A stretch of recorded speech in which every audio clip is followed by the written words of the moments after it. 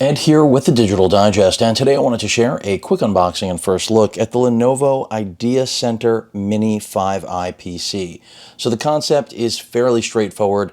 If you're looking for a very small computer that is still relatively powerful, this might be perfect for you. Now, this was not sent over by Lenovo for review purposes. This is actually something that I purchased, for those of you that are wondering. The configuration is a pre-built, and it is as follows. It's a 10th gen Intel Core i5. It's specifically the 10400T, and that is a desktop class 6-core processor. That's the beauty of going with something like this as opposed to even smaller solutions, which are also really attractive. But I did want something with, again, a desktop like experience, even though the form factor is not desktop-esque at all. It's got 12 gigs of RAM, an 8 gig and a 4 gig DIMM, a 1 terabyte 5400 RPM hard drive complemented by a 256 gig PCI Express NVMe drive. It has a 90-watt AC adapter. No GPU on this. It is integrated Intel UHD graphics. It's the 630, so don't expect to do any gaming with this, but that's not the reason it was purchased. And Wi-Fi 6 and Bluetooth 5.1 is on board. This is going to run roughly around 600 US, but let's get it out of the box and see what it looks like. And this is ideal for anyone who's looking for something where, you know, they don't want something that's going to be loud or take up space, and that's precisely why this was purchased. So it's really a matter of what you're looking for. You know, Intel's tiny computers are also really compelling, but you're just inside of those, as big a fan as I am, you're not going to get this sort of processing power. So that's the reason that you're seeing the Lenovo product here, because, you know, I looked at the market to see what was out there in terms of all of the different solutions that exist, and I felt that this was the right balance, at least on paper, of processing performance as well as the form factor and all of the I/O that at least I was interested in having for a tiny computer. So there are a lot of different things you could use this for. I mean, if you wanted to use this as you know, a home server or a workstation, it's really up to you how you're going to use it. So let me go ahead and just break that security seal and let's get a look at this. And it's really, I think, a sharp looking tiny system.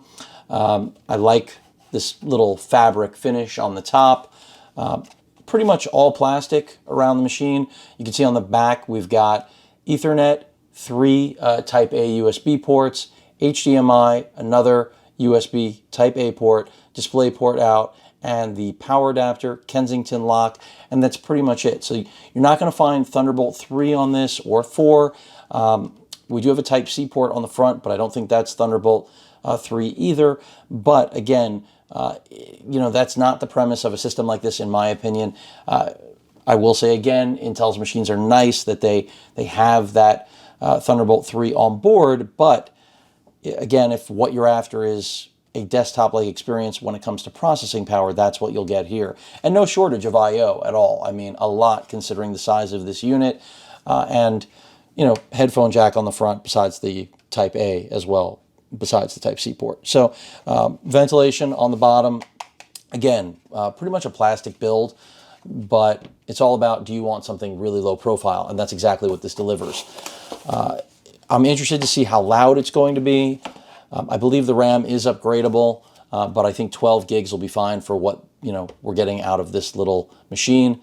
Power brick looks just like a laptop brick, and that's what I like about it. Most of these machines that are built to be small and quiet do not use desktop components. They focus on, you know, Intel's low voltage processors like the NUCs, and that's not a bad thing, but it is if you need more power than that. And that's why I like this. This is not relegated to only be a home server. As I mentioned, you really can use this as a workstation as long as you don't need more horsepower than this. And I think that the majority of users out there do not. Again, not for gaming.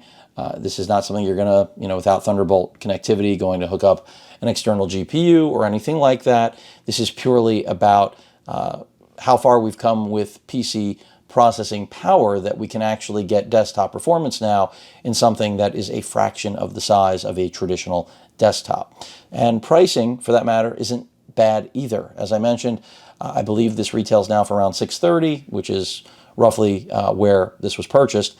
So not a lot of flexibility on these. Lenovo does have promotions and coupons, at any given time, but I felt that the pricing on this was fair out of the gate. So that's the reason it was purchased. And of course, I will be following up to let all of you know what I think of it as I spend more time with it. But again, this is the IdeaCenter Mini 5i. Any questions or comments, please feel free to post them at that like button. And as usual, please feel free to subscribe and please stay safe. Later.